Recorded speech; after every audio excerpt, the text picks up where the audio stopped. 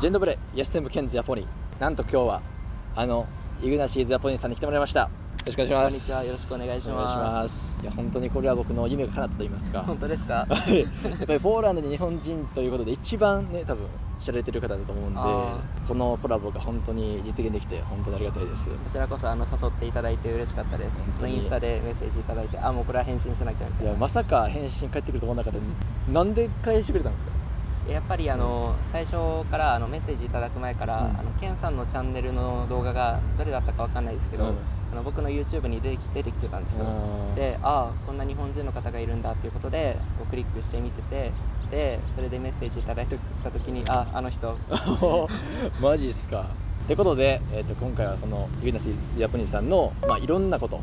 もう深掘っていきたいなと思います。徹底的に聞いていきたいなと思うんで、はい、いいですか？はい、大丈夫です。では、簡単にちょっと自己紹介からお願いしてもいいですか？YouTube ではイグナトゥズヤポニーという名前でやってるんですけど、名前は浩平、イグナトゥは本名じゃないので浩平という名前で、北海道出身で今26歳なんですけど、大学は特にポーランドに関係あることではなくて、でも大学で勉強してる途中にポーランドの音楽を聴いて、これすごいと思って、で実際ポーランド語を勉強し始めた理由として、その歌詞の意味が分からなくて、それがちょっと悔しかったっていう意味が分かりたいなっていうことで、自分でポーランド語の勉強を始めて、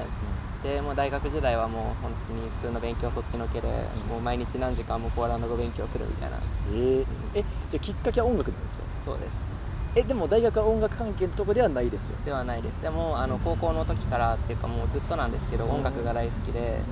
でいろいろこう何かいいものないかなって探してたんですよね。なるほど。でもなんか自分で演奏するにはそこまではいかなかったんですか？いやピアノをずっとやってて、高校の時までではあるんですけど、あとは今だったらギターとかベースとか弾いてるので、自分の曲も作ったりとか、もうそれだけ音楽好きなんで、やっぱり例えばベルギーのいいバンドは何とか聞かれたら分かるし、でそういう流れでポーランドのこともちょっと知りたいなと思って、で出会ったバンドがなんていうか今でも本当に大好きで。なるほど、音楽なんですね。で日本の大学では何を学ばれてたんですか？英語っていうか、英米学科っていう名前でアメリカとかイギリスとかの文化とか。本当ですか？僕は発音の音声学のとこなんですけど、でも文学の方ですね。そうですね、大体はやっぱり本読んでとか、文化の勉強とか歴史の勉強とか、実際英語自体はあんまなかったですね、大学では。でそこからもポーランドに切り替えたと。はい、切り替えたって、本当に切り替えたっていう感じですね。でもそれは英語を学びたくて多分英文学科選ばれると思うんですけど、そこでなんかポーランド語の方がやりたいって思ったのは何でなんですか？英語をもっと勉強したいってならなかったんですか？確かに英語を勉強したいなとは最初は思ってたんですけど、なんかポーランド語の勉強にはまりすぎて、そっちをメインにしちゃったみたいな。その音楽をもう理解したいっていう一心で。ずっとそうだったわけではなくて、例えば友達ができたりとか、あとポーランドの文化についていろいろ触れたりとかして、ポーランドいいなと思って、でも留学までしちゃったみたいな。それは大学何年生の時に留学されたんですか？大学3年の時に前期終わってから、私費留学というか、交換留学とかなかったんで、自分で休学して行くみたいな。なんかいろんな国の方々が集まるなんかインターナショナルスクールというかそういうところに行ったんですか？なんかそれもあったんですけど、それはメインじゃなくて、みんなが集まるっていうのは、ポーランド語学校ですね。でそのポーランド学校がカトビツェのシュノースク大学っていうところの、付属の学校だったんで、その大学の授業、ポーランド人がいるんですけど、そこに出してもらって、もうポーランド語ペラペラじゃないですか。僕見た感じ絶対そうなんですけど。そうですか。どんなくらい勉強してここまでのレベルに行ってたっていうか。やっぱりすぐ習得できたわけじゃなくて、本当にどれくらいかな、本当に結構な間毎日何時間も勉強してて、でそれでようやくできるようになったっていう感じで、でそれでもポーランドに来た当時はあんまりそんな上手くなかったんですよ。でそこからやっぱり彼女ができたりとかして、でこう練習していくうちに、ある程度はなんとかなるようになったみたいな。なるほど。ポーランドに最初来た時はどんなくらいのレベルだったんですか？そうですね、特に英語を使わなくても意思疎通ができるので特に問題はないんですけど、ちょっとクオリティの面で。なるほど。じゃあもう日本にいる時から結構もう仕上げてきたって感じなんですか？そうですね、結構もちろんその勉強法に関して文法やった方がいいとか、文法そんなやんなくていいとかいろいろな意見があるとは思うんですけど、僕の場合は本当に文法をガッチガチにして、でそこから例えばもうこの文は大丈夫とかこの文は大丈夫じゃないとか、なんかそういうのが分かる状態にまず持ってって、でそれに並行して話す練習もしてたんですけど、でその文法がカチカチだったおかげで上達できたというか。なるほど、一番正しい留学の形ですよね。仕上げてからこっちで磨くっていう。なんかそういう話はよく聞きますね。基礎ができてないと伸びないみたいなのはありますね。じゃあ今のレベルだってもうあんま悩んでないですよね、多分。いや悩んでばっかりなんですね、それが。何悩むんですか？なんか完璧を求めてしまうというか、もううまいがゆえにの悩みですよね、それは。そうですね、なんかボロを出したくないというか、そのコミュニケーションっていう面で考えればもう別に勉強しなくてもいいんじゃないっていうところまでは来てるとは思うんですけど、やっぱりそれより質をもっと求めていきたいっていう。なるほど。で今なんかブロツワーフで働いてらっしゃると聞いたんですけど、会社で働いてるとかじゃないですけどね。もう聞けたらいいんですけど、どんな感じで働いてるんですか？もうそれはもう YouTube と、あと日本語のオンライン授業をしてるだけなので、別にどこに住んでてもいいんですけど彼女がブロツワーフにいるので。じゃあもうフリーランサーみたいな感じですよね。そうですね。その日本語教師っていうのはポーランド人向けにされてるんですか？そうです。ポーランド語で解説して。そうですね、日本語での説明が分かるレベルになったら日本語で説明するんですけど、分からない部分は、ポーランド語でまず説明してっていう。すごい。やっぱ結構ポーランド人の方でも日本語を学びたいという人多いんですか？そうですね、かなり多いと思います。じゃあ続いて、SNS、YouTube でめちゃめちゃ活躍されてるんですけど、そもそもなんで YouTube をやろうと思ったんですか？それは彼女がやってみたらっていう。彼女さんきっかけなんですか？はい。だから自分は特にやろうとは思ってなかったんですけど、とりあえずやってみなって言われて動画をポンポンポンポン上げて、で急にドンってなったんで、じゃあ続けようみたいな。それまだ学生のところに始めたって感じですか？はい、そうです。彼女さんは自分はやらずにやらせてって感じなんですね。そうですね。でもなんか操り人形とかじゃなくて、やってみたら面白いんじゃないみたいな。で今ではもう15万人近くそうですね登録者数がおられますけど、その一番最初のバズったきっかけというかは何なんですか？ポーランド人の YouTuber で、なんかチャンネルがあったんですけど、その日本にワーキングホリデーで来られてた方で、でそこでなんかちょっとこんな人がいるよみたいな紹介があって、でそれを見た人がなんかポーランドのベコップっていう、あれは日本で言ったら何のサイトに近いのか分かんないですけど、なんか面白いテーマがあったらそこに投稿して、でそれにみんながコメントするみたいなサイトがあって、でそこに載ったおかげでみんなが急に見るようになって。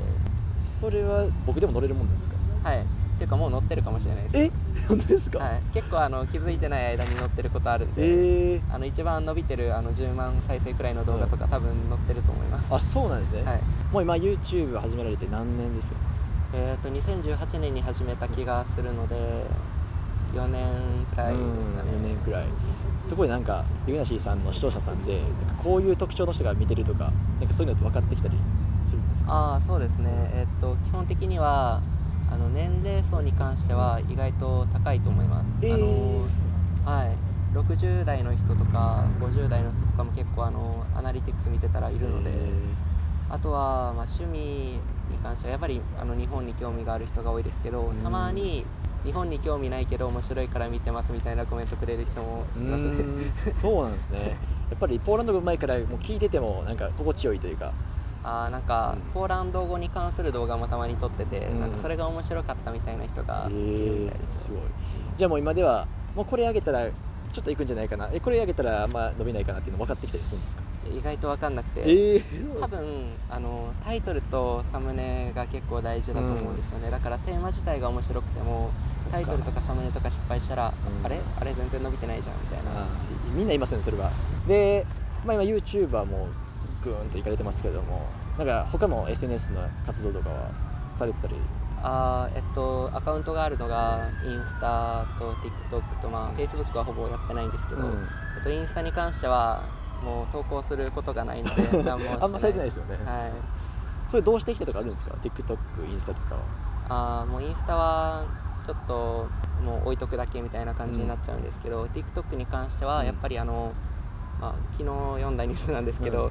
もう YouTube より TikTok の方が全体的に再生時間世界で多いらしい、それ、でやっぱり TikTok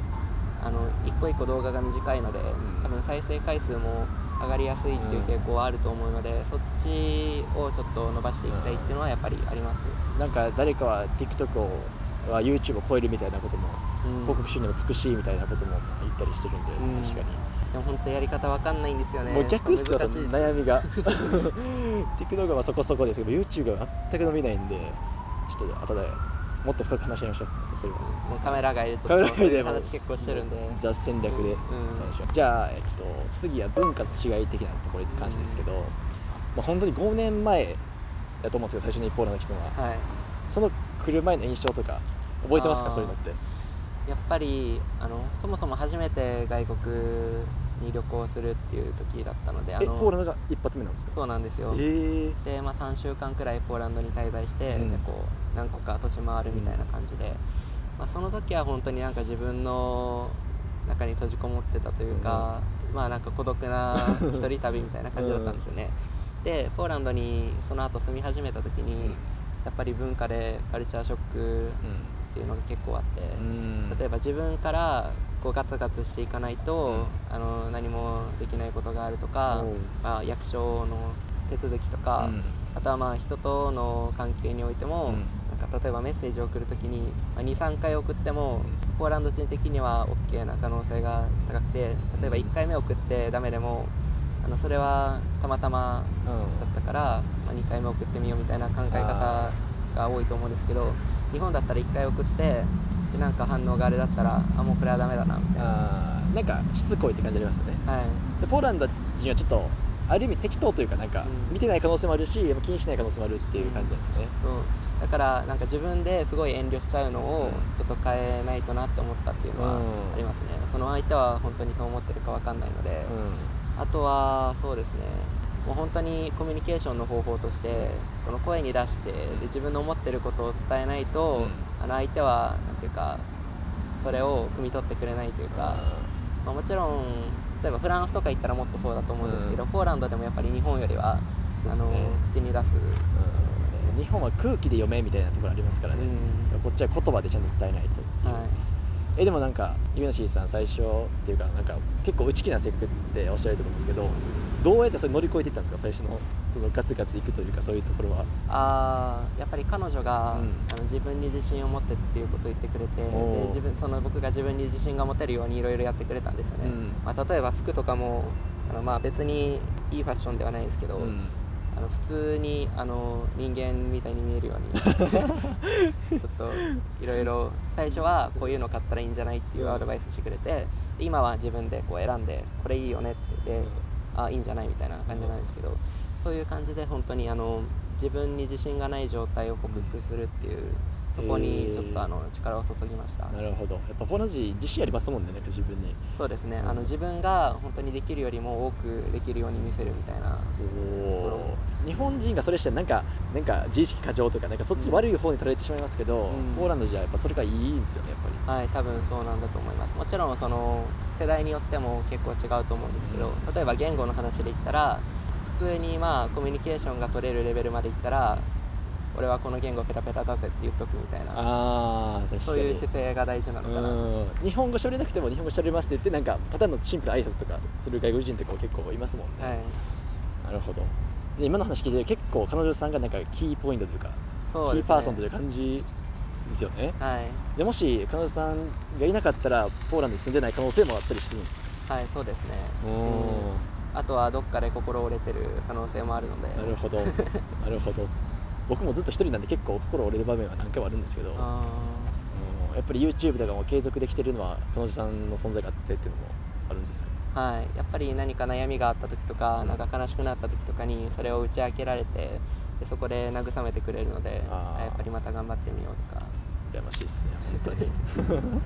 これもイグナシーさんのチャンネルで僕がちょっと回答したことなんですけど、日本とポーランド比べて、ここは日本の方がいいな、ここはポーランドの方がいいなっていうのをちょっと共有してもらえますか？じゃあ日本の方がいいなっていうところから始めるとすると、やっぱり食べ物、やっぱりもう日本食いいっすよねやっぱり、なんか日本人だからなのか、本当に日本食が美味しいのかわかんないですけど、やっぱりポーランドにいて恋しくなるものって言ったら、家族、食べ物、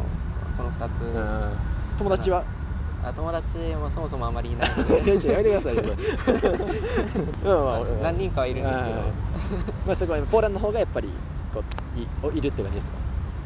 ポーランドでもそんな友達いないんですけどでも彼女がいるし、そっか、一番大事ですねそれは。逆にポーランドのいいとことかそうですね、やっぱりなんかリラックスできるというか、なんか日本にいるよりもなんかいろいろなことを無駄なことを考えないで生活できるような、そうさせる雰囲気がある国だと思うんですよね。確かに本当になんかみんなが穏やかに生活してるからね、今平和的な空気が。日本はなんか圧迫されてるというか、なんかすごい閉鎖的ですもんね。みんな海外行く人はいますけど、やっぱそれがポーランド住み続ける一番大きな要因というか、なんか自分のやっぱり無駄な不安とかコンプレックスとかを捨てられる場所として、やっぱじゃあポーランドを選んで住み続けてるのは後悔しないですか？はい、しないですね。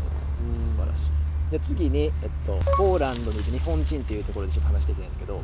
結構レアじゃないですか僕たちって。なんかそうですね、日本人として住んでるっていうで、YouTube をしてるのもレアだと思いますし、結構あったりしますその日本人の方と。いやー、結構こことかだとかなり珍しくて、そもそも本当に日本人かなっていう疑問が最後まで残ってる場面とかもあるんですけど、日本人、絶対日本人だなって思う人を見るのは、1ヶ月に2回見れば多い方かなっていう感じで、アジア人を見るとしたらやっぱり韓国人がここには多いですね。確かに、ユーネシーさんはやっぱ音楽きっかけでこっち来られたってことですけど、他の方はやっぱ音楽の人多いんですか？やっぱ結構いると思いますよ。音楽って言っても僕がなんかプログレっていうジャンルなんですけど、そういうのをきっかけにポーランドに興味持ったのとはちょっと違う感じで、やっぱりショパンとか、あとはなんかピアノやってて、で音楽留学でポーランドに来たみたいな人も結構いるみたいな。ショパン大ありますもんね、ここで。ってことでちょっと暑い中長々とお話ありがとうございました。こちらこそありがとうございます。本当に多分僕の視聴者様も知っておられると思うんですけど、一応ユーネシーさんの方でもちょっと動画撮らせていただいたんで、そっちをご覧ください。2本撮ったんで、2本動画出るので、ケンさんの動画、楽しみにしておいてください。よろしくお願いします。いや本当に今日はありがとうございました。こちらこそありがとうございました。またよろしくお願いします。よろしくお願いします。俺ら飛んでは跳ねて遊んでるクルー、音や明かりで満たしてるアイレス、角で隠れてたあの子も来る、口にするこの毎日が好きなのね。